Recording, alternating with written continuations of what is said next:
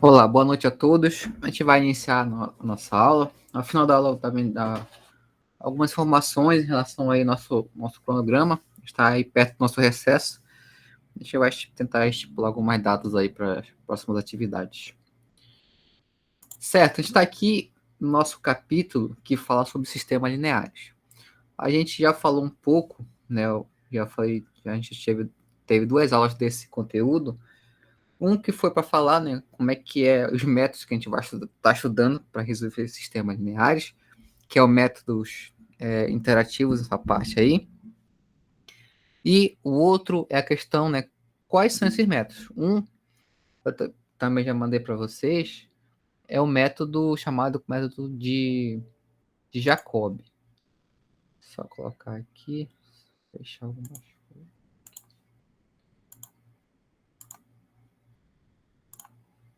Ok. Então acontece o seguinte, né? A gente sabe, né, que, como foi na aula para vocês, isso aqui é um processo interativo. Então, é uma forma de você aproximar a solução do sistema utilizando aí equações, as próprias equações do sistema, aproximando, né, as variáveis que, no caso, são os componentes aí de um vetor solução. Então, bora ver como é que fica primeiro esse primeiro método, que ele é chamado de Gauss-Jacob, né? No caso, tem esse nome porque ele foi basicamente Gauss que estabelece essa forma de resolver sistemas e Jacob faz um aperfeiçoamento, né, digamos assim, e melhora um pouco, né, essa ideia de Gauss de resolver sistemas lineares. Tá, então o que acontece, né? Gauss-Jacob, como é que seria o método? Basicamente, em cada uma das equações, a gente precisa isolar uma variável, certo? Para seguir uma ordem, tem que seguir uma certa ordem. Você pode iniciar da primeira para a primeira variável, ou da primeira para a última variável, mas que siga a ordem, já que, por enquanto, tem sistemas quadrados aqui. Então, por exemplo, aqui, ó, nesse sistema de equações, eu vou resolver utilizando esse método de Gauss-Jacob. Então, eu vou partir da primeira equação, isolar a primeira variável, na segunda, a segunda variável, e na terceira equação, isolar a terceira variável, certo? Então, vou pegar só a primeira aqui, para a gente ver, ó. Vou ter que o meu x1 na primeira equação é o 57, né, que é o termo lá independente, menos, aqui vai aparecer os termos, né, que está do outro lado da equação, que no caso é um 3x2 menos 2 vezes o x3, certo? Esse cara aqui tudo vai ficar dividido pelo valor que está acompanhando o nosso x1, que nesse caso aqui é 10, certo? Ok, então se eu fazer isso para essas equações, então aqui na segunda equação, eu vou isolar o meu x2. Então, o processo é bem parecido. Na cada aqui é 20 menos os termos aqui que vão passar para o outro lado, 2 vezes o x1 mais x3 e toda essa expressão aqui dividida pelo termo que está multiplicando o x2, que é 8. E depois isolar o x3, certo? Então aqui, ó, eu já fiz essa modificação. Só colocar aqui, ó. Em cada uma das equações, eu isolei uma variável. E como é um processo interativo, eu coloquei esses índices aqui, né? Então, esse K para a gente é o nosso índice, né? Ou indexador também, pode ser assim. É só para a gente nos situar, né? Onde é que está o processo aí. Então, aqui na X1, eu peguei o X1, que a gente já viu é 57 sobre 10, menos 3 vezes o x2, menos 2 vezes o x3, dividido também para 10. Só fiz dividir duas frações aqui. Como eu, inicialmente, todo o processo interativo precisa de um valor inicial para iniciar o processo, para esse caso, eu vou dar um valor, né, para x2 e para x3, tá, as três componentes, na verdade, eu vou substituir nas equações e vai calculando para mim novos valores. Então, vou ter o seguinte aqui, ó. Eu vou ter uma variável x1k mais 1 a partir de uma variável x2k e um x3k, certo? Tem aqui. Aí o que acontece, né? Isso vai fazer partir das equações, então perceba que aqui na segunda equação também eu tenho um x2k mais 1, que eu vou ter ele em função de um x1k e de um x3k, né? São as mesmas equações, só que agora eu estou colocando elas de forma interativa, né? Com esses índices aqui k, para representar que eu vou fazer um processo, né? Que vai depender de um número k de vezes. Então aqui eu vou ter um x3k mais 1, que vai depender de um x1k e um x2k também. Então o que acontece? Para esse cara aqui, simplesmente eu peguei e falei que o nosso x0, né? Esse cara aqui é o nosso chute, ou o nosso valor inicial, ou solução inicial, vai depender do como você quer chamar, ou depende do livro que você está estudando, que é justamente o valor que a gente chuta ser a solução do sistema, que muitas vezes de fato não é, né? É só para inicializar o processo. Pode ser, digamos, existe, né, uma possibilidade de você chutar um valor do sistema e dizer o sistema ser praticamente o mesmo valor já, ou tão próximo que você vai precisar de poucas interações para resolver isso aí, né? E uma coisa que a gente já vai notar, né, que dependendo do chute que você dá, isso pode demorar muito, né? Porque você vai fazer muitos cálculos, ou não, se o seu chute for muito bom, digamos assim, certo? Então, inicialmente é dado esse chute inicial, então eu falo que meu x1 é 0, o x2 é 0 e o x3 é 0, que de fato, nesse caso aí, não é a solução do sistema. Então, para cada equação que eu peguei lá, que eu isolei uma variável, x1, depois o x2, o x3, e deixei em forma de índice, eu comecei a passar agora esses k, né? Então, já que começa com 0, vou também começar aqui com k 0, certo? Então, eu vou ter lá a primeira equação, seria x1, k mais 1, né? Igual a 57 sobre 10, menos 3 vezes o x2 na k, menos 2 vezes o x3 na k, isso aqui dividido para 10. Então aqui, ó, nos índices, eu já vou colocar, né, já que meu k é 0, é o primeiro passo, digamos assim, e vai me dar aqui os novos índices. Então aqui seria x1 na 1, aqui x2 na 0 e x3 na 0, certo? São os índices que eu vou estar utilizando. Que de fato, esses dois valores aqui, ó, o x2 na 0 e o x3 0, são valores que são esse do chute inicial. O x3 é 0 e o x2 0 é 0, assim como o x1 também aqui é 0. Então, vou substituir esses valores aqui. Então, percebo que já coloquei aqui, ó, 0 e aqui 0. E fiz as contas, né, e vi que deu 5,7, né? Na verdade, zerou essa parte todinha aqui, da segunda parcela da equação, e sobrou apenas 57 sobre 10, que é 5,7. A mesma coisa eu fiz agora para demais variáveis. Cada uma eu isolei, né, em função das outras duas. Então, o x2 aqui ficou em função do x1 e do x3. Como inicialmente eu falei que é 0, 0, 0, eu substituí aqui também, né? No lugar do x1 entrou 0, no lugar do x3 também entrou 0. Calculei novamente, deu 2,5. E por último, a terceira equação, também substituí lá quem é meu x1 e x2, que é 0, 0 aqui pelo chute inicial, e deu menos 0,8. Então aqui, esse cara, né, é minha primeira solução, né, ou primeira interação, pode ser dito assim também, né, ou ainda solução do sistema. Pode ser que esse aqui seja uma solução do sistema, dependendo do seu chute inicial, mas geralmente não pelo fato, né, que o sistema pode ser que não tenha solução próxima do zero, lá como a gente viu, e não vai gerar uma solução tão próxima que a gente quer. Aí, a partir disso, né, estou supondo que não por enquanto a gente está vendo só um critério de parada, que é o número de interações. Como eu falei para vocês na primeira aula dessa parte de sistemas lineares, que é esses métodos interativos, existe basicamente dois tipos de você parar de fazer as contas, né, que eu chamo de critério de parada. Um é o número de interações que você vai utilizar, né, e encontrar uma solução que você vai cogitar que vai ser uma solução próxima ou até mesmo mais alta do sistema, ou ainda é o erro entre duas soluções consecutivas. Então, continuando, não, estou cogitando, né, eu estou supondo que esse cara aqui não é uma solução boa do sistema, então eu faço, mais uma vez, o processo interativo. Então, lá na minha equação interativa, onde tem o k igual a 1, o k, né, eu vou colocar agora k igual a 1. Então, para isso, eu vou ter um x1, 2, né? Vai repetir toda a equação, 57 sobre 10 menos 3 vezes o x2 na 1 menos 2 vezes o x3 na 1. Todo esse cara aqui dividido para 10.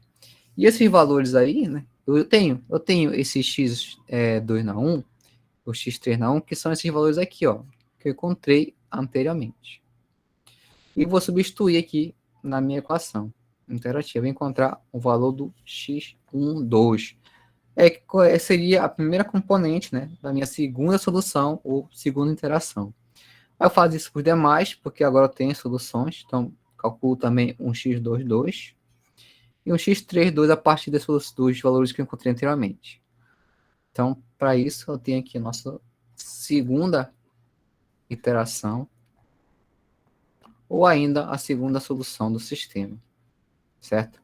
Pode ser não que seja a solução, isso vai depender de vários fatores, de alguns fatores, mas como eu falei, por enquanto estou fazendo isso considerando apenas o número de interações. Então aqui eu tenho o meu x1, o meu x2 e o meu x3, certo? Claro, isso aqui em relação à segunda solução, que é 2, 2 e 2. E assim por diante. Eu fiz mais uma aqui, então para cá é igual a 2. Então vou ter agora um x1, 3, x2, 3, x3, 3. E vou ter novamente mais uma solução. Aí, o que acontece? A partir de certo momento, quando se faz muitos cálculos, você percebe que as coisas vão convergir, né? Foi como eu falei na aula passada para vocês, na primeira aula. A ideia do método para dar certo é que a sequência de soluções que você está encontrando vá convergir para uma solução que de fato é a solução exata do sistema. Ou seja, então, posso supor que existe aqui um x, chamar x asterístico aqui, né? Chamar de x1 asterístico, x2 asterístico, x3 asterístico. Esse cara aqui é a solução exata do sistema. Então acontece o seguinte, você vai fazer o processo extrativo, vai fazer k vezes, então eu vou ter que o limite de x na k, né, que são, esse k aqui não é um expoente, mas sim em relação ao número de interações que você fez, quanto maior esse k, ou seja, para o infinito, mais próximo do x asterístico a minha solução vai estar, que de fato eu falei que é a solução exata, certo?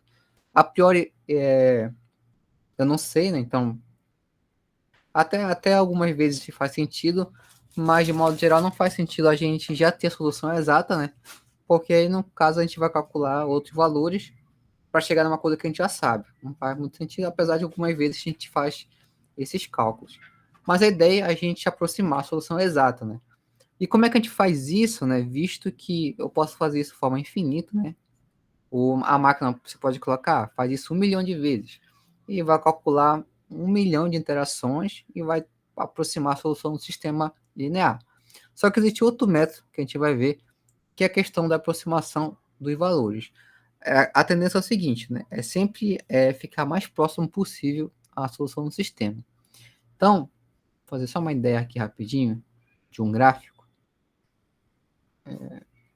Deixa eu ver melhor assim.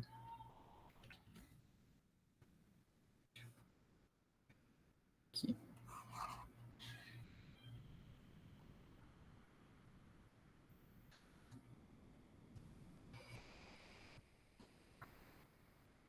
Aqui, bem aqui, tá bom.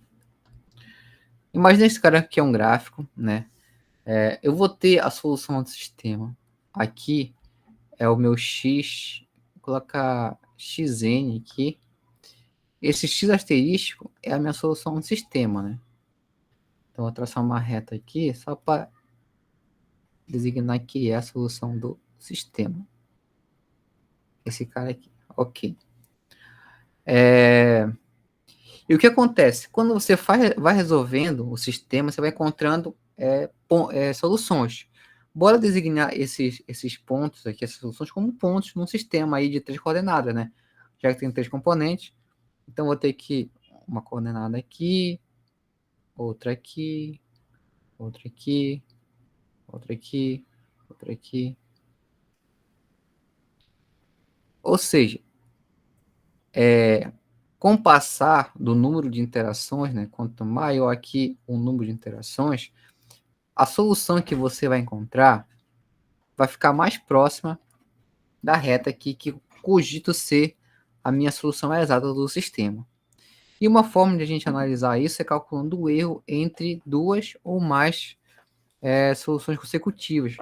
Porque a tendência é o seguinte, é que esses valores vão ficando mais próximos entre si, porque vão ficando mais próximos de uma solução exata só, né?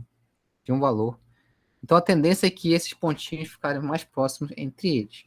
Só que cada pontinho desse, ele é um vetor para a gente de 3 coordenadas, ou pode ser até mais, né? Vai depender do número de equações. Então, outra forma de você parar o processo interativo, que a gente já viu que não tem um número finito de operações, é você começar a calcular os erros. Então, o que eu vou fazer aqui, ó, eu peguei e calculei o erro relativo entre duas soluções consecutivas, que é essa expressão aqui, ó. Eu peguei aqui, eu comparei, né? Digamos que esse aqui foi o x3, né? Antes dele eu fiz o x2. Então eu calculei a diferença do erro relativo entre dois componentes consecutivos, no caso aqui seria o x1 desse, o x2 desse e o x3 desse em relação ao anterior, que é como está aqui na minha expressão. Aqui está pegando de modo geral a solução anterior, aqui o x3, na verdade nesse caso aqui é 3, mas de modo geral é o seguinte, né? Que o erro relativo i ele vai ser dado como quem? O módulo vai ser o xi menos, pode ser mais ou menos aqui, xi menos 1 dividido para xi, né, que são as soluções.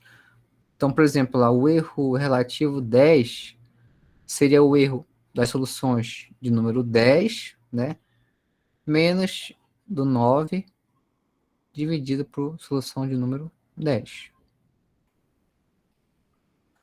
Certo? E isso você vai fazer componente a componente, como eu fiz os pontinhos aqui, ó. Eu peguei duas soluções, essa aqui é anterior, essa aqui é atual, fiz a diferença, calculei o erro relativo e deu aqui esse valor, né? Que eu aproximei para 2%. Depois, a relação à segunda componente, peguei os dois valores, calculei a diferença em módulo, dividi, né, pelo valor que considero mais próximo, e calculei, né, deu aproximadamente esse valor aqui do erro em porcentagem, e também fiz para a terceira componente. Aí você vai fazendo isso de modo geral. É uma forma de você parar o processo, como eu falei. Quanto menor esse erro aqui, significa que você está mais próximo da solução exata, certo? Entre duas soluções consecutivas. Só que existem várias formas. Essa aqui é apenas uma forma da gente comparar, visto que estou pegando componente a componente, mas eu posso fazer o seguinte ainda. Eu posso calcular o tamanho do vetor em si e calcular a diferença entre eles, né, o erro, e ver a distância entre o modo geral, né? Só ver aqui. Tá, pode falar quem levantou a mão. Professor, eu ainda não entendi quem é esse XI aí no seu exemplo. Ele seria uma interação posterior ao 3, né? Ou anterior? Isso. Aqui no PDF ele tá mal, assim, tá mal de entender realmente. Por isso que eu reescrevi aqui. O XI, ele é a interação, digamos, atual, menos o XI menos 1, que seria a solução exata, certo? Aqui, essa parte desconsidera, né? Na verdade, não está totalmente errada, mas a anotação tá meio mal aqui. Então, de modo geral, é isso aqui, ó. O erro relativo e você vai pegar dois consecutivos. Aqui eu estou pegando o xi atual menos o xi anterior, no caso xi menos 1, né, que é o anterior, dividido pelo que considero mais atual aí. E isso aqui, de modo geral, é o erro relativo para a gente, né, que a gente viu lá no início da disciplina. É uma forma de calcular a diferença entre dois valores ou duas soluções e ver se esse valor está diminuindo. A tendência é diminuir cada vez mais, então significa que a solução está mais próxima da solução exata, certo? Mas é isso. Mas isso é apenas uma forma de fazer. Outra forma, você também pode calcular o erro absoluto, simplesmente a diferença entre os dois. E também é uma forma de aproximar a solução ao invés de ser o erro está indo para zero. Aqui no PDF, como eu falei, tá mal. Porque aqui tá o x3, na verdade tá mal escrito que não era para ser x3 aqui. Aqui era para ser outra coisa. Que era para ser i menos 1. Né? Até poderia ser xi mais 1, porque a diferença não ia fazer sentido aí. Desde que você mantesse a mesma ideia. Por exemplo, se você fizesse para xi menos xi mais 1 dividido para xi mais 1. Também é uma forma de você resolver isso aí. Inclusive, foi até uma pergunta que alguém mandou para mim, acho que foi o Felipe, acho que foi, foi em relação ao erro. Alguns livros tratam diferente, né, essa anotação aí em relação ao erro relativo. Geralmente a gente pega o seguinte, né, os livros que eu trato, ele pega o seguinte, que é o valor que eu considero exato, menos o valor que é o aproximado, dividido pelo exato. Isso aqui é o erro relativo para a gente. Pode ser que troque aqui algumas referências. Por quê? Não vai ter problema, porque no final das contas, é importante fazer a comparação em relação ao valor, tanto o exato como o aproximado, e manter esse padrão nas suas contas. Se você mantém, você está utilizando aí um erro de certa forma, é um erro relativo, certo? Na verdade, o que vale mais é a ideia de que é o erro relativo, que é você calcular a distância entre dois pontos, tomando em relação a algum parâmetro, né? Em relação a algum valor. Nesse caso, geralmente, aí, os livros que eu mais trato, ele considera o valor exato aqui, né? Como a normalização do valor e divide pelo valor exato. Que é a questão de em que valor, em relação a que valor está sendo calculada aquela distância de dois pontos, certo? Mas pode aparecer também o contrário. Pode aparecer que ele queira calcular essa distância entre dois pontos, né, que é a norma aí, o módulo, em relação ao próprio valor atual, né, que a gente considera como um valor aproximado, certo? Mas assim, aí tá, para fechar a parte aqui do erro, é uma forma de a gente parar o processo simplesmente calculando o erro relativo entre dois valores que são dados. Muitas vezes a gente vai pegar e analisar de várias formas isso aí. Inclusive, se você for pegar um livro, você pode ver que ele pode escolher, digamos, eu vou comparar em relação a maior componente daquele vetor. Porque, teoricamente, é o seguinte, né? Isso, na verdade, é uma parte de análise numérica que tem que fazer. Você pega aqui o maior valor em módulo, desse vetor, por exemplo, aqui é 4,8, né? Aproximadamente, ele é o maior valor em módulo aí desse vetor. E vou pegar o próximo vetor, né? Esse aqui é o x3. Digamos que lá no x4, vou ter também o vetor, né? Eu calculei bonitinho as soluções. Aqui deu 4,82 alguma coisa. Aqui tem mais termos. E esse cara aqui continua sendo o maior valor em módulo entre eles. Então, o que eu vou fazer? Eu vou pegar esses dois, que são os maiores, e vou calcular o erro relativo entre eles. Eles vão ser para a gente o nosso parâmetro de comparação em relação aos componentes. Pode ser ainda que eu pegue o tamanho do vetor em si. Você lembra lá de álgebra linear, como é que a gente calcula a norma de um vetor com três componentes? É a raiz quadrada, né? Das componentes ao quadrado. x1 quadrado, mais x2 quadrado, mais x3 quadrado. A gente calculava isso aqui lá em álgebra linear, né? Ou geometria analítica, que era a distância de dois pontos, ou ainda era a norma de um vetor. Também é uma forma de calcular. Você pega esses três valores aqui, né?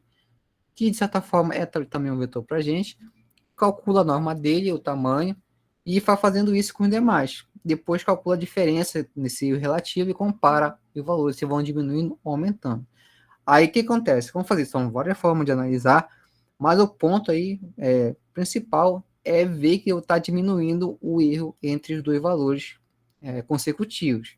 Isso que é importante a gente observar, porque é o que nos garante que a solução está indo para a solução exata do sistema, ou pelo menos tão próxima quanto a gente deseja, certo?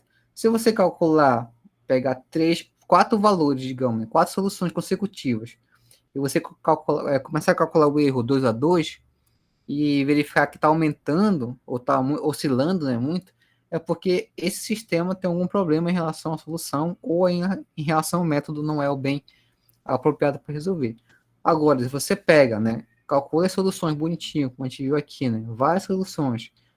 E começa a calcular o erro entre eles e verifica que está diminuindo, né, o erro, de fato, em duas consecutivas, é porque, como o meu desenho aqui mostra, ele está convergindo para algum lugar. E esse lugar, possivelmente, é a solução exata do sistema, certo?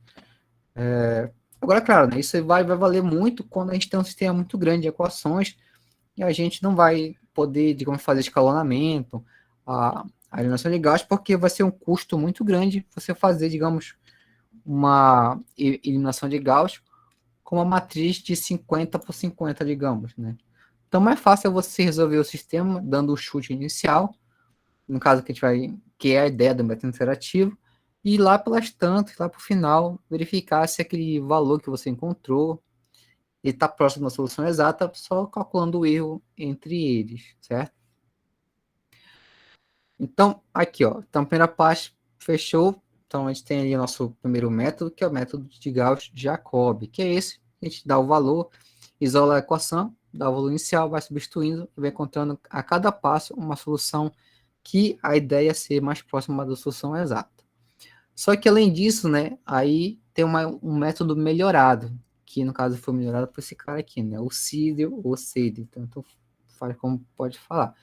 É o mesmo método de Gauss-Jacobi, só que o cara pensou o seguinte, já que o sistema está convergindo para a solução exata, eu, em vez de pegar aquele valor inicial para tudo, eu posso pegar o valor que eu considero mais atual, que é o valor exato do sistema. Então, lá no método de Gauss-Jacobi, simplesmente eu passava, né, o chute inicial, que em geral eu chamo de x0, eu vou ter três componentes aqui, né, se for um sistema com três equações. Vou ter meu x1 zero, o meu x2 zero e o meu x3 zero, certo? Mas acontece o seguinte, a partir do momento que eu passar para cá, para as equações, eu já começo a obter soluções novas, né? Componentes atuais, mais exatas, teoricamente. Então, por exemplo, no x1, eu preciso de quem? Do x2 aqui e do x3 que foram dados inicialmente, né? Foram dados pelo chute. Quando eu passar para cá esses valores, ele vai me dar a minha primeira componente da primeira interação, né? Que seria o x1, 1, certo? Para ver quem está entrando. Então, quando você faz isso aqui, e se você percebe que na segunda equação, na segunda e na terceira, você vai precisar do x1. Na verdade, bem aqui aparece um x1. E em vez de você pegar o x1 lá do chute inicial, que de certa forma já tá defasado, porque eu já tenho um valor mais exato, né? Que eu calculei anteriormente. Então, em vez de pegar o valor lá do início, eu pego esse valor exato, mais próximo aqui, ó. O valor mais atual, digamos assim. E substituo na segunda equação. Aqui eu vou ter um x3, então por enquanto não tenho um x3 calculado. Eu tenho quem? O x3 fornecido pela minha solução inicial, pelo meu chute. Então eu vou utilizar ele aqui na segunda equação. Calculou bonitinho, e aqui na segunda equação eu vou obter um x2, 1, né? Que seria a segunda componente da minha primeira interação. E olhando aqui minha terceira equação, né, que eu vou obter um x3, eu vou precisar de um x1 e de um x2. Só que agora, em vez de pegar os dois lá do chute, eu posso pegar muito bem os dois daqui, ó, do meu valor atual. Então, em vez de pegar lá, né, as soluções, como eu falei aqui, de certa forma são valores já defasados, eu pego os valores atuais, jogo aqui na terceira equação e encontro um x3, 1, né? Ou seja, é um valor ainda melhor do que aquele que a gente tinha anteriormente, simplesmente pelo fato que você não pegou todos os valores do chute inicial, pegou apenas aqueles que precisavam, e no final das contas pegou aquele que está mais atual, né, o que foi calculado mais recentemente. Então, para isso, ele faz o processo, aí o esquema é o mesmo, a ideia é a sequência de soluções convergir para a solução exata do sistema, e, de certa forma, no caso desse método aqui, que é conhecido como Gauss-Seidel, o cara percebeu que ele vai ganhar muito mais tempo, né? Vai otimizar o processo muito mais, apenas observando que, em vez de você pegar a solução antiga, de certa forma assim, pega a solução mais atual e você acha, né, a solução mais próxima mais rápido em relação ao método de Gauss-Jacobi. Então, aqui, ó, eu tenho o mesmo processo, Depois a gente vai fazer a comparação usando aqui é a calculadora, só para ver quem é que converge mais rápido. Você vai perceber que esse segundo método, teoricamente, de fato, ele converge mais rápido, porque ele pega sempre o valor mais atual. E aqui, como eu falei para vocês, os dois métodos principais de parada do processo. Como eu falei para vocês, o método interativo e tem essa característica, né? É o método que não fixa, ele não tem um número finito de operações, certo? Mas você, de certa forma, você precisa uma hora parar, né? De fazer as contas. E quando é que você vai parar? Duas formas. Primeiro, o número de interações, que inclusive, é o que mais a gente trabalha aí em sala de aula, lá na lista de questões, eu deixei, eu acho que uma questão ou duas, que ele fixava o número de interações. Já faça esse processo com tantas interações, ali você para, ali você vai cogitar que a solução é ou não próxima da solução exata. E o que é mais, digamos, não melhor, mas o que é mais interessante você fazer é pelo erro ou tolerância, no caso entre duas soluções. E aqui, ó, ele me deu uma forma de calcular essa tolerância, certo? Que é o nosso erro relativo. Só que é uma forma bem mais, como posso dizer, apropriada para o método do que simplesmente calcular o erro relativo entre as soluções. Então, o que foi que ele fez aqui? Ó? Ele pegou cada uma das componentes. Então, a gente fez o seguinte, né? Vou fazer aqui um reforço rapidinho. Então, começa a calcular, né? O chute, eu tenho um chute inicial x0. Depois, a partir eu tenho a primeira interação, que é x1. Tem a segunda interação, que é x2, e assim por diante, né? Até chegar, sei lá, no xn aqui e continua. E o que ele vai fazer? Essa equação aqui, ele nos diz o seguinte, ele é o máximo valor entre 1 e n, ou seja, no caso de pegar 1, né? Porque ele considera na primeira interação, da diferença das componentes em relação aqui aos seus valores, no caso de solução a solução. Então, por exemplo, aqui eu vou pegar o x1 e o x2. Eu vou ter para cada um desses x1 e x2, se digamos for 3 equações, eu vou ter 3 componentes, né? Eu vou ter o x1, 1, o x2, 2 e o x3, melhor, deixa eu corrigir aqui, é x aqui embaixo. Ó, a primeira solução é x1, 1, x2, 1, x3, 1, certo? E vou ter meu x2. Deixa eu ver se minha conta está certa. Tá. Aqui seria x2, 1, x2... Não, aqui tá ao contrário. Deixa eu inverter aqui, senão vai ficar confuso na hora de fazer as contas. Aqui é x1, 1, x1, 2, x1, 3. E aqui é x2, 1, x2, 2, x2, 3. Certo? São duas soluções aí consecutivas. Então, ele calculou aqui, ó, e vai pegar duas consecutivas, vai pegar esse x1, 1 com o x2, 1, e calcular esse valor aqui entre eles, né? E vai fazer por 3. Depois, ele vai ver quem é o máximo, né, desses valores aí. Então, eu peguei aqui, ó, e ver o máximo, de fato é o valor máximo, né, o maior entre eles.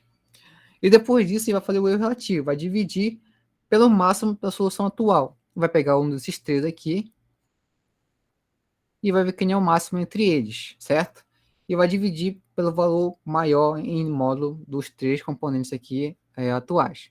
Esse vai ser, de fato, um erro relativo. Se a gente for para analisar essa equação aqui, ó, eu chamei de D, fosse uma distância aí, mas é o erro relativo.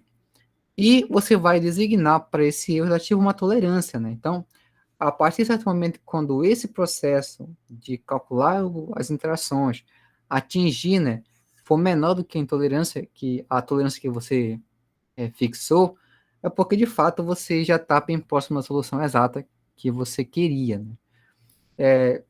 De modo geral, esse epsilon aqui, que é a nossa tolerância, E aproximadamente pode ser algo 10 a menos 3, digamos, né? Que é nosso 0,001 aqui. É uma forma de a gente aproximar, né? Porque significa que o erro entre duas soluções ele está nessa ordem aqui, de 10 a menos 3. Se você quer ainda aproximar, pode pegar menores ainda. Digamos no Epsilon, aproximadamente 10 a menos 5. Que esse cara aqui é 0,00001, né? Ou seja, a diferença entre duas soluções consecutivas está nessa ordem aqui, 10 a menos 5. Que, de certa forma, é um bom valor em relação a erro. Então, um erro bem pequeno. Isso aqui dá o que? Fazer as contas aqui, dá 0,001%, né? Se for colocar em porcentagem. É um erro bem pequeno, se for comparar em relação aos valores calculados. Então, esse critério de parada, que é o erro, no caso chamou de tolerância, é uma forma também de você parar o processo, que, de certa forma, é um processo mais viável, porque você vai estabelecer que, de fato, a solução que você encontrar ela está mais próxima da solução exata do sistema, simplesmente olhando pelo erro entre duas. A questão do número de interações é também bastante utilizada, mas ele tem esse risco, né? Você pode fazer 100 interações, mas as 100 interações não garante que você vai estar próximo da solução exata. Pode ser que você precise mais de, sei lá, mais de 30 interações, mais 20. Então, o erro geralmente é uma coisa mais prática e mais exata de calcular, certo? Então, bora resolver aqui utilizando esse método. Eu vou abrir aqui o meu Octave para fazer as contas para acelerar o processo. Vocês têm alguma pergunta, alguma coisa?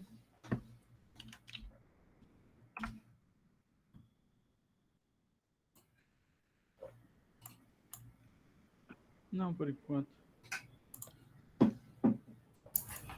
Professor, aquele máximo que o senhor disse, eles eram os máximos componentes do vetor? A diferença entre os máximos componentes, no caso? Porque tem o x1, x2 e x3 da primeira iteração. Eu Isso. pego o máximo em módulo e subtraio pelo máximo da segunda iteração? Na expressão lá, a gente vai utilizar o máximo da diferença. Então, seria o máximo entre dois valores. E depois, aí sim, tu vai precisar do máximo de cada uma das componentes. No caso, vai pegar os três valores, né, ver quem é o maior deles em módulo. Ou se a gente for trocar assim as palavras. Mas, inicialmente, o máximo que ele calcula é o máximo da diferença entre dois valores, né, que é o máximo do módulo para a gente. Deixa eu só trocar aqui a tela.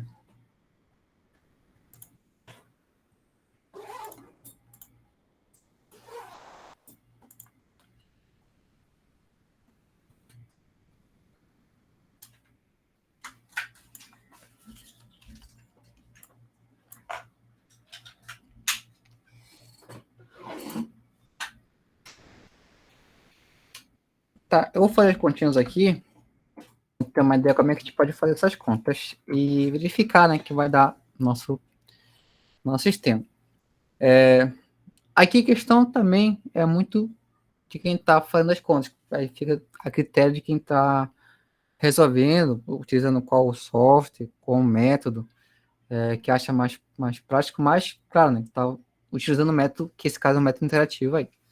Então, a ideia geral é você ter que pensar, não, eu tenho que isolar as variáveis em cada uma das equações, depois substituir por valores exatos, né, e vai me dando soluções atuais até chegar na solução exata do sistema.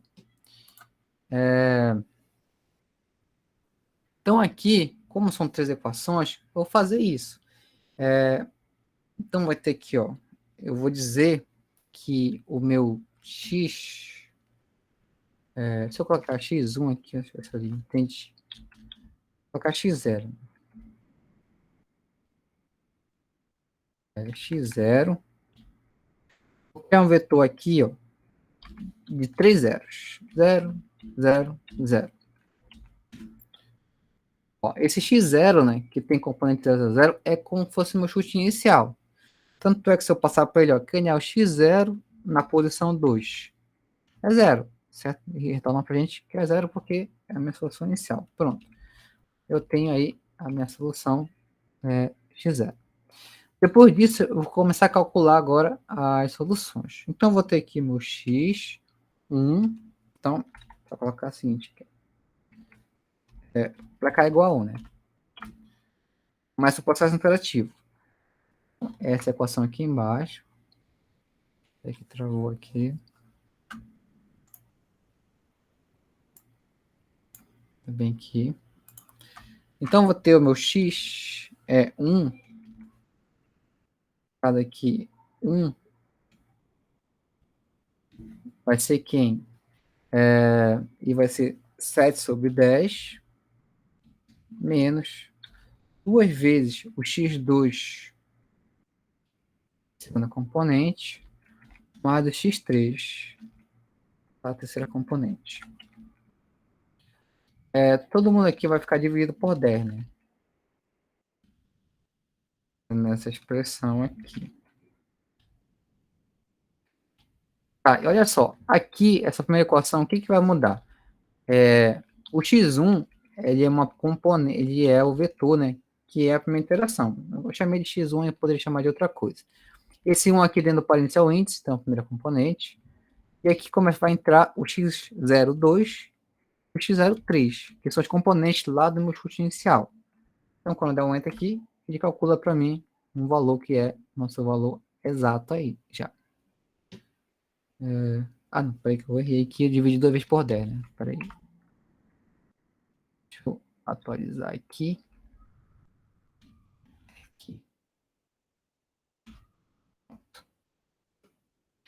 Então, esse me dá a primeira componente da primeira interação, ok?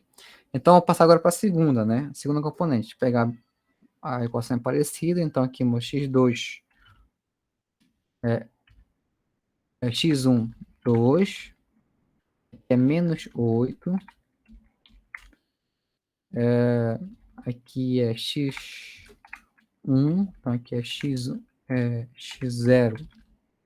na entrada 1, mais, e aqui é x0 na entrada 3, dividido por 5, toda a expressão. Pronto. Calculou para mim a minha segunda componente, que é menos 1,6. Depois, e vai passar agora para a terceira componente do x1. Então, peguei a equação aqui parecida. Eu vou ter que x1, entrada 3, ele é 6 sobre 10, né, menos 2 vezes o x1, então esse cara aqui mesmo, né, então ele é o x0, a primeira componente, primeira entrada, mais 3 vezes o x0 na segunda entrada. Isso aqui dividido para 10.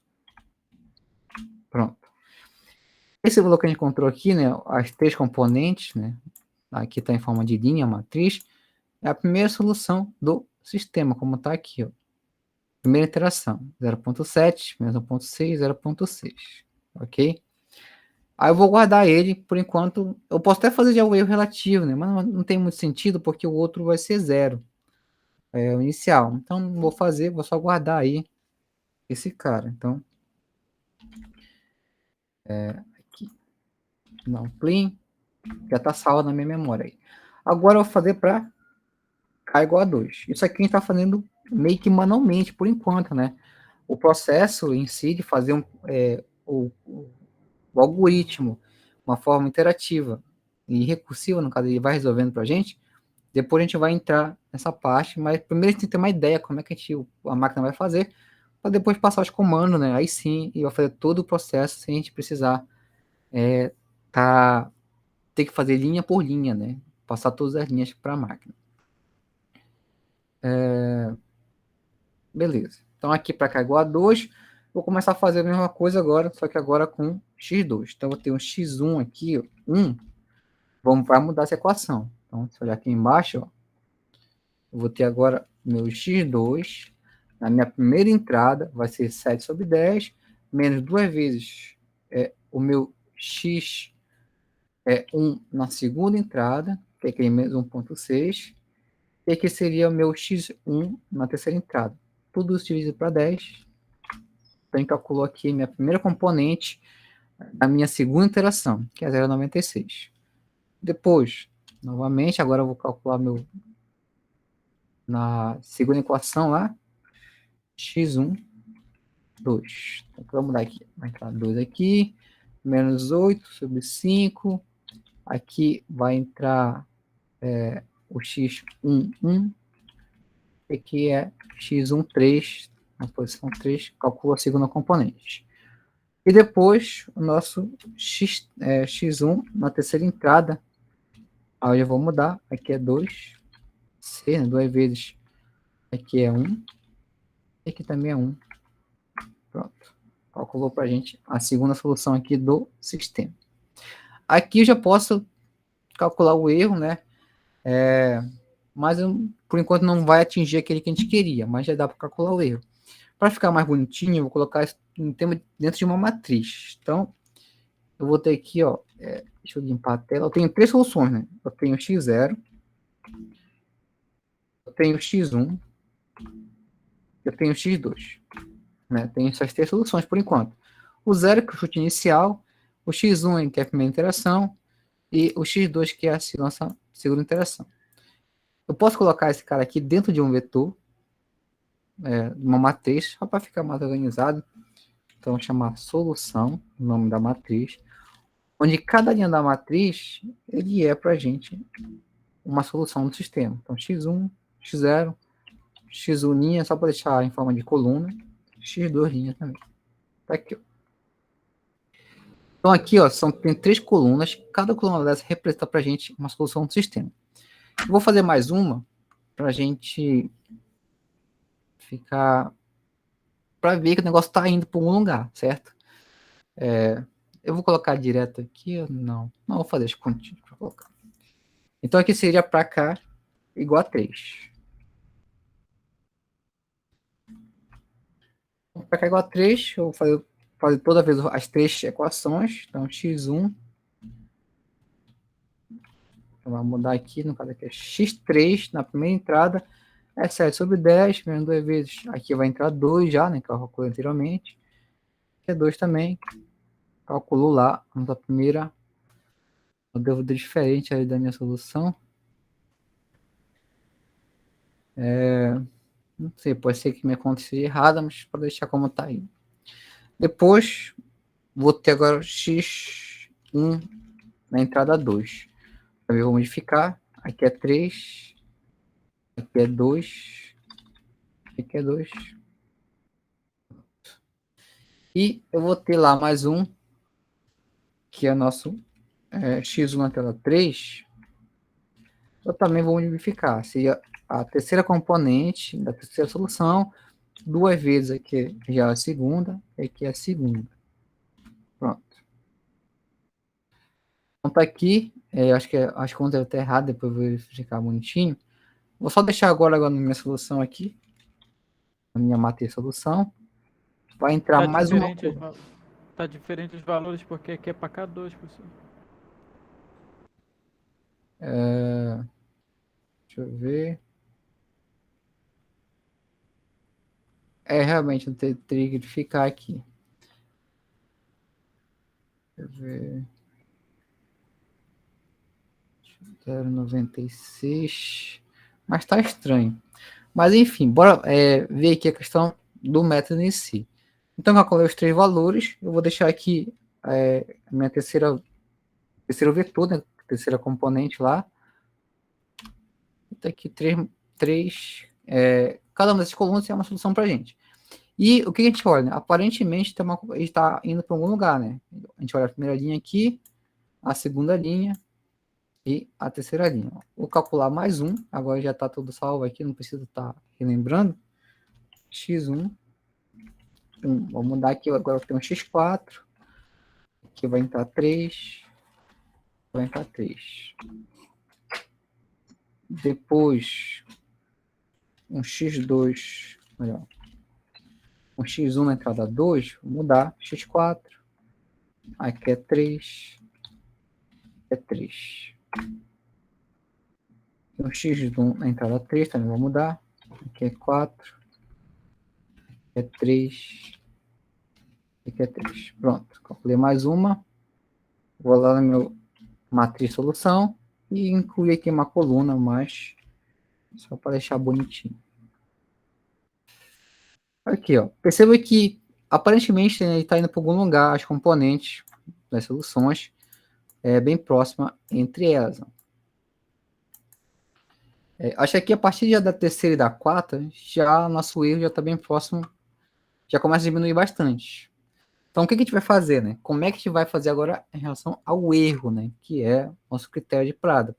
Podia ser interações, então, digamos que eu pedisse para vocês, faça esse método com 4 interações. Você fazer isso aqui, ó, fazer até a quarta interação e parar aí. Aí, no caso, esse último valor aqui, que a gente calculou, os 3 últimos, a gente está cogitando que é a solução do sistema para a gente. Mas como a gente quer o nosso critério como erro, tolerância, então a gente vai calcular o erro entre as duas últimas, entre a quarta coluna e a terceira coluna para a gente dessa matriz, que de certa forma para a gente são as soluções do sistema. Então vou lá na minha definição do erro. Deixa eu me perdi aqui agora. Não, tá aqui, peraí.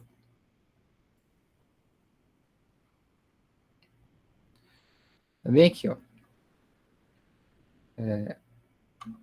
Então, o que é? A gente vai calcular primeiro o máximo entre as diferenças de componentes. Então, aqui no Octave, existe a função, já que é o próprio máximo, certo?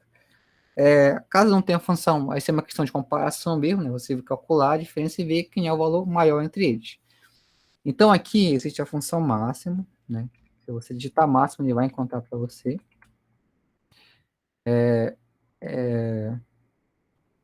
Que é o seguinte, o máximo entre agora aqui os valores da diferença. Tem o seguinte, ó. Agora tem que ter um certo cuidado quando você for fazer já essas diferenças, né? O ABS, eu já mostrei para vocês que é o nosso valor absoluto aqui, né? Ou a diferença. O ABS entre... Aí, primeiro, esse cara aqui, 0,94, 0,994 e 0,978. Essa diferença que eu vou fazer aqui. Você pode colocar direto os valores, mas como a gente está sempre pensando em coisas de modo geral, a gente vai utilizar os índices dos vetores. Então, aqui vai entrar x4, a última coluna, 1 na primeira entrada, menos o anterior, x3, também na entrada 1. Essa diferença aqui, ó, x4,1 menos x3,1, é a diferença desses dois valores aqui em cima, em módulo, certo?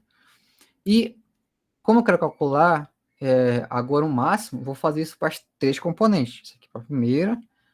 Então, vou pegar aqui e fazer novamente ABS, entre parênteses, vai entrar x4, 2, menos x3, 2. Também aqui ABS. E por último, em relação agora à terceira componente dos dois últimos vetores. Então, aqui vai entrar um ABS de x4, entrada 3, menos x3, entrada 3. Pronto. Quando der Enter aqui, esse cara aqui vai me retornar, esse comando, essa linha, o maior distância entre os dois componentes. Se a gente for olhar aqui, né, não dá pra gente, de cabeça não dá pra gente ter uma ideia, mas a gente vai calcular isso pra gente. Se faltou alguma coisa aqui. x1, x3...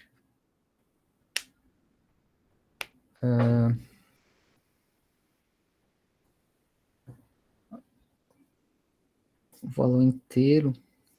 Peraí, o que foi que ele fez aqui? Que ele calculou mal.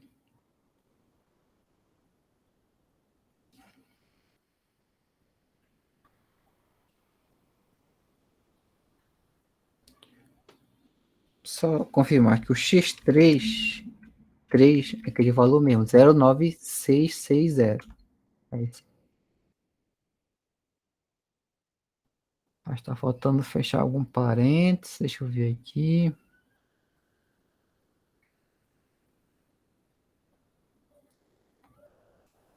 Pode ser que esteja escrito mal minha função máxima. Só uma relembrada aqui, um help.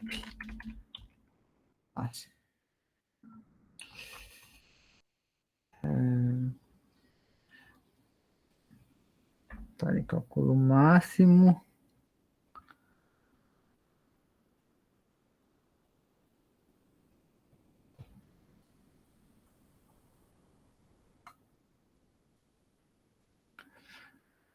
torna o elemento matriz.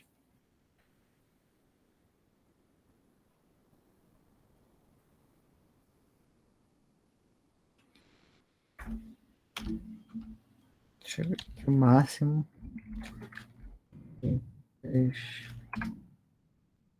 Teoricamente está certo aqui.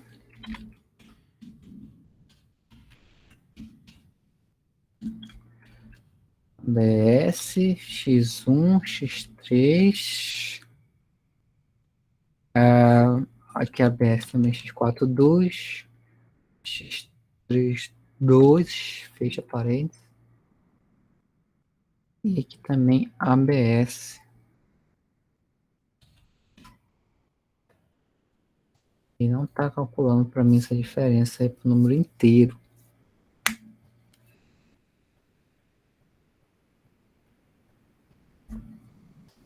Deixa eu calcular separado aqui.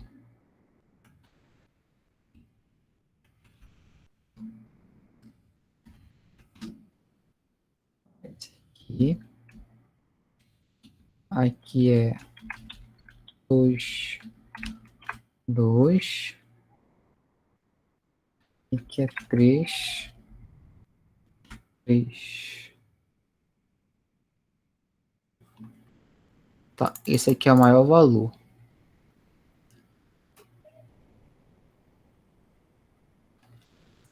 Deixa eu ver se retorna pra gente aqui o máximo.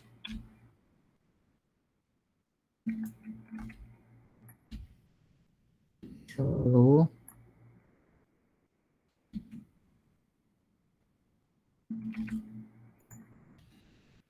Esse aqui.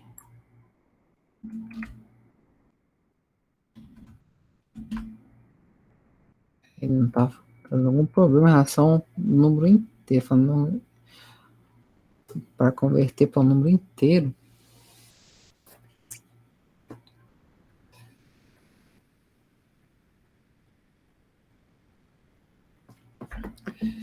Enfim, tem que rever essa minha função máxima. Então vai ser manualmente mesmo. Então aqui, eu calculei, né? Deu esse cara aqui, né? 0,03. Então, o que eu vou fazer agora? Né? Pela minha notação lá, vou pegar o maior valor entre eles, da diferença, né? E dividir pelo valor em módulo. No caso aqui, o atual que eu calculei no PDF é esse 1,98, né? Em módulo é o maior valor aqui dos três. Então, eu vou pegar o que eu achei anteriormente, né? Que é a diferença dos valores em módulo. Peguei o maior entre eles, que é o máximo, e dividi por esse valor que eu considero, né? O maior entre os três. E nesse caso aqui, né? Aí, no caso, estava tendo cuidado com a questão das contas, pode ser que esteja correto ou não, deu um valor de 0,0163, que para esse exemplo aqui que eu calculei, já era menor que a minha tolerância, no caso eu parava o processo interativo aí, certo? Então isso é o critério de parada, você pegar, né, calcular esse erro, que para a gente é um erro relativo, de certa forma, e ver quem é a sua tolerância. Nesse caso aqui, foi estabelecido lá no início da questão, um erro de 10 a menos 5 vezes 10 a menos 1. Tá aqui. Ou seja, quando você calcular as interações, aí se a cada duas você calcular o erro, e quando chegar o momento em que o erro for menor que esse valor aqui, no caso 5 vezes 10 a menos 1, que é 0,5, você ia parar o processo e verificar que o erro estava bom. Ó, tanto é que nas minhas contas aqui, eu calculei o primeiro, aí deu 1, né? 1 é maior que aquele valor, continua, deu maior que a tolerância. Depois, continuando as minhas contas aqui, no caso, custando tá tudo certinho, deu 0,18, também deu maior que 0,05 lá, né? E acho que a minha lá era 0,05, aqui é menos 2, tá? No PDF tá digitado errado, aqui é 10 a menos 2. E depois eu calculei mais um, aí assim deu 0,001. Aí esse cara aqui é menor que a minha tolerância que eu calculei lá no início. Aqui, ó, só para corrigir, lá no PDF aqui não é a menos 1. Esse erro aqui ele é 5 vezes 10 na menos 2, que é o nosso 0,05, né? Ou seja, você ia calcular o erro, e quando fosse menor do que esse valor aqui, você ia parar o processo. O que foi aconteceu aqui, nas contas, eu calculei 4 interações, foi, no caso, 3, e verifiquei, né, que de fato aqui parava, porque o erro que encontrei é menor que a tolerância. Aí finalizaria a questão do número de interações, certo? Porque no caso aí eu ia estar bem próximo às soluções, cogitando essa forma aí de parada, certo? Agora, claro, né? Isso aqui foi feito, a gente perdeu bastante tempo porque a gente fez passo a passo, manualmente, mas a ideia é a gente não precisar fazer isso manualmente, certo? É fazer de certa forma que o sistema vá calcular todo o processo, inclusive já as soluções, com as diferenças. Porque, por exemplo, aqui, ó, eu defini esse vetor como vetor solução.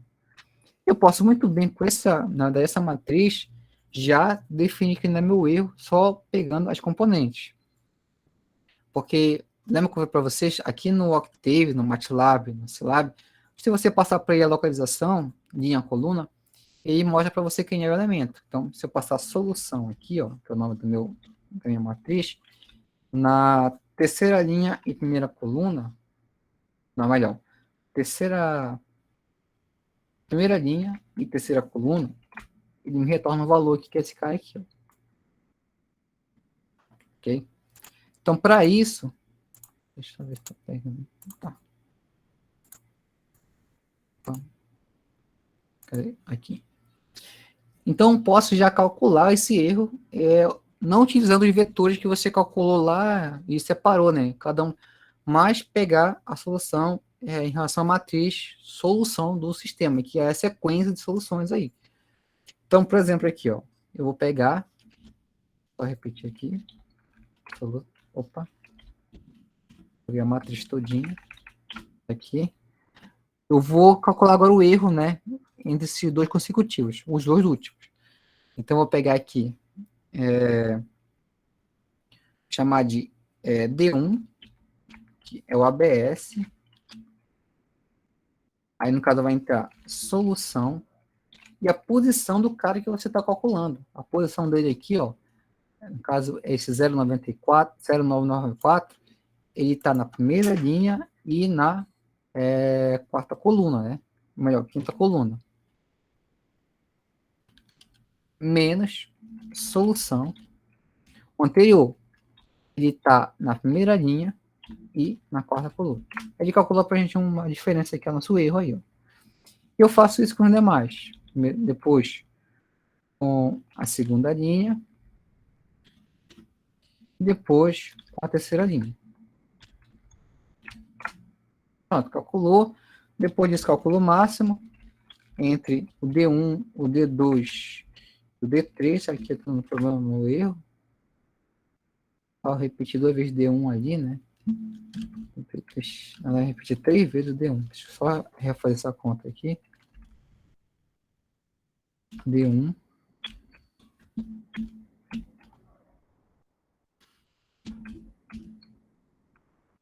D2. E aqui é D3. Pronto. Recalculo o máximo entre D1, D2 e D3. No caso, está dando um problema aqui na minha função. Mas, enfim, esse cara aqui é o maior valor. E assim eu continuo até atender a minha tolerância. Depois disso, eu vou pegar esse 0,0324 e dividir pelo máximo aqui entre os valores da componente, né? Você vai pegar aqui o último. Então, seria aqui o ABS, solução, que é o do meio, tá na segunda linha e quinta coluna. Segunda linha e quinta coluna, pronto. Esse cara bem aqui. Esse valor aqui é o valor que vai ser comparado com a tolerância do problema. Se for um valor menor que esse, maior que esse, aí você já para ali o processo interativo e a última componente, ou o último vetor, é a solução do sistema linear. Se não, eu continuo até atingir a tolerância que no caso foi dada aí, certo? Mas, como eu falei, o intuito depois disso, a gente já entende, né, o que está acontecendo, é fazer isso de forma mais prática. Você verificar uma estrutura de programação que faça isso aqui de forma prática, imaginando que você vai fazer isso com, sei lá, com 10, 15 equações, não precisar ter que fazer equação por equação e achar componente por componente, depois vetor por vetor, e depois calcular solução por solução. Ó, só para encerrar, né? Dá para a gente ter uma ideia já para iniciar nosso processo de construir algo, um algoritmo, algo assim. Que é só verificar que nessa parte aqui do erro, o que está variando, né? Está variando o número de linhas da minha, aqui nas minhas contas. Se eu fizer uma estrutura de repetição que vai variar apenas as linhas, eu já consigo calcular essas 3 equações, ou 3 contas aqui, simplesmente utilizando apenas um comando, que é uma repetição aqui, visto que está variando o número de linhas e o número de colunas está permanecendo fixo aqui, né, para esse caso. Então, assim vai surgir as ideias para a gente tentar implementar e, claro, né, chegar no objetivo que é resolver o sistema linear. Certo? Aqui no PDF, deixa eu ver se tem. Tem a parte aqui da convergência, que eu vou falar ainda, não tem. Deixa eu ver.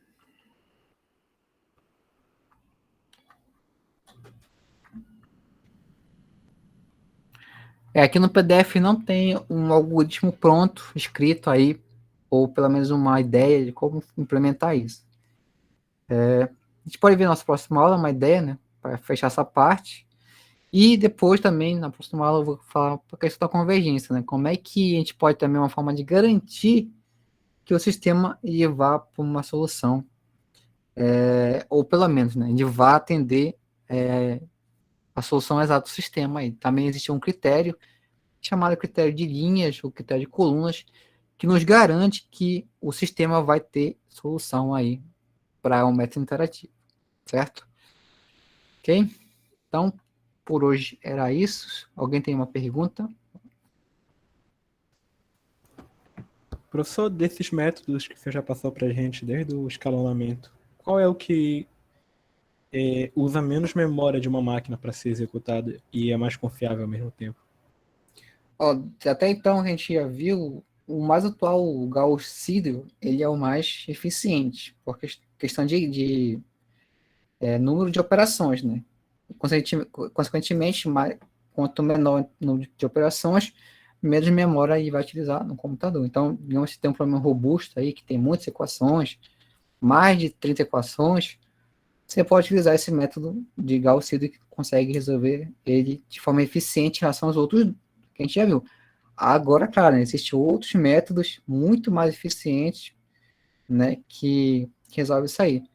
Que não chega a ser o nosso caso aqui, porque a gente não, claro, não trabalha em grande escala, mas se a gente for para fazer uma revisão aí de métodos, existem infinitos métodos para resolver sistemas lineares, inclusive bem mais eficientes que esses que a gente está vendo. Esses praticamente são a base de todos. Eles só vão, na verdade, vão agregando mais informações, porque a gente vai observando que vai tendo algumas lacunas que podem ser preenchidas. Na verdade, a gente não, né? Foi feito todo esse estudo e consegue ver que dá para melhorar cada método. Mas até agora que a gente viu, tanto em relação a método direto e método interativo, a gente for utilizar esse Gauss-Seidel por último, aí é um bom método para resolver o sistema, visto, claro, né, que vai ter solução exata aí. Se você quer tentar implementar, ter uma ideia, pode ser isso que está utilizando. Agora, claro, né, tem uma diferença entre o método interativo e o método direto. Muitas vezes o método direto é melhor porque ele fixa o número de operações, e além disso, ele dá a solução exata para a gente do sistema. O método interativo, o único problema é que muitas vezes ele não vai dar a solução exata para a gente do sistema, mas o tão próximo que é possível. Aí essa questão de proximidade cai naquela questão, o que para mim é tolerante, né? Qual é o erro que para mim satisfaz o meu problema? Aí sim cai o método interativo, porque não precisa você fazer muita coisa, tentar chegar ao método exato, desnecessariamente, visto que para o seu problema, ou para o caso está sendo estudado, basta fazer uma tolerância lá que é suportado, o que é desejado, aí seu método interativo é melhor do que o método direto. Beleza? Beleza, professor. Muito obrigado. Ok, então, se não tem perguntas, aí sim, em relação ao nosso cronograma aí, a gente está quase para finalizar essa parte de matrizes, né, métodos diretos e interativos, falou um pouco aqui como é que a gente pode resolver eles. A gente vai falar na próxima aula, aí sim, como tentar uma ideia para implementar isso para ser mais eficiente. Também falar uns critérios de convergência que de fato garante para a gente que vai ter solução àquele processo. E depois a gente vai entrar na parte lá de soluções de equações, que é nosso terceiro, perdi a conta agora, que aí no caso vai iniciar, né, um novo tópico lá, aí sim, lá para início de, acho que na primeira, no máximo segunda semana de janeiro, a gente já vai ter a nossa segunda atividade. Em relação à primeira, né, como eu falei para vocês, eu tô vendo devagarzinho lá, tendo questão por questão, tem muitos casos lá que não tá entendendo muito bem o texto de vocês, mas estou olhando com calma. Então, até o final, até a próxima atividade, eu vou tentar corrigir tudo, as tarefas de vocês lá pelo cigarro. Certo? Certo, professor. Certo, professor. Beleza, então. Tem mais para vocês. Acho que semana que vem, acho que vai ser nossa última aula antes do recesso, é na segunda-feira, né? Na quarta já é o nosso recesso.